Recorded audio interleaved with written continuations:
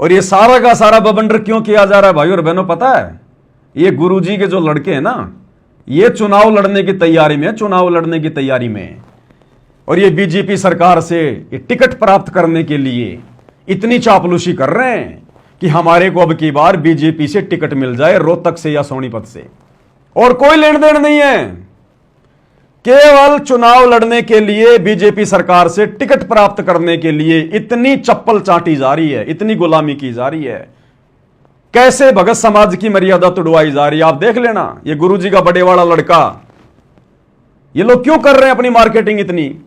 हरियाणा से बाहर क्यों नहीं कर रहे मार्केटिंग? ये इन्होंने धर्मशाला बनवानी होती है तो सोनीपत और रोहतक के क्षेत्र में बनाएंगे, ये जाटों की धर्मशाला।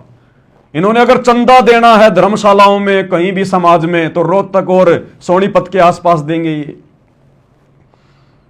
जाट आरक्षण का समर्थन करना है तो हरियाणा में करना, इन्होंने बाहर नहीं करते। ये किसान आंदोलन का समर्थन करना है तो रोहतक और सोनीपत के आसपास करेंगे, बाहर नहीं करेंगे। गांव गांव जाकर लोगों को 10-10 किलो आटा, एक एक तेल की बोतल देनी है तो ये सोनीपत और रोहतक के आसपास देंगे, बाहर नहीं देंगे। ये बसें चलानी है तो ये सोनीपत में चलाएंगे फ्री में। एम्बुलेंस चलानी है गांव वालों के लिए तो ये सोनीपत में चलाएंगे। रोडें बनवानी है तो ये सोनीपत में बनवाएंगे।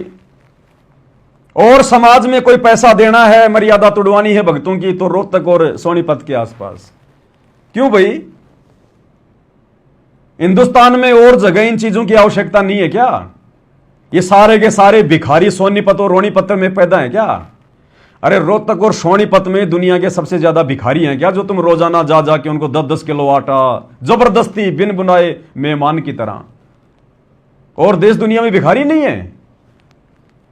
और जिन लोगों के घरों में भाई और बहनों ये लोग आटा देने जा रहे हैं ना, ये कहकर कि बहुत गरीब परिवार है, बहुत गरीब परिवार है, उन गरीब परिवारों से ज्यादा बुरी हालत तो संत रामपाल जी के 90% भक्तों की है। 90% भक्तों की।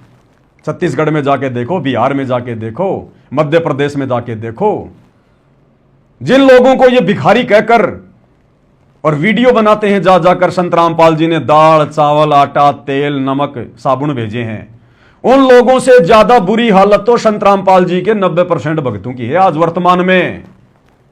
अरे उनको जाके दो ना, कुछ तो पुण्य मिलेगा। गधों को खिलाने से क्या फायदा, दूध वाली भैंस को खिलाओ। अरे भक्तों को जाके दो, उनका सहयोग करो ना कम से कम। और क्या गरीबी मिटाओगे भाई तुम? जाओ ना तुम दिल्ली में, अरे दिल्ली में जाओ, बंबई में जाओ ना, झुग्गी झोपड़ियों में, तुम्हें नानी याद आ जाएगी। इतने भिखारी बैठे हैं वहां पर, अगर लोगों की भूख मिटाने का ज्यादा शौक है तो। अरे हमास में जाओ ना, हमास के अंदर पूरा हमास उजड़ गया, 10 लाख लोग बेघर हैं, उनको है खाने की आवश्यकता, वो है असल में आज भिखारी। जाओ ना, उनको खिलाओ ना।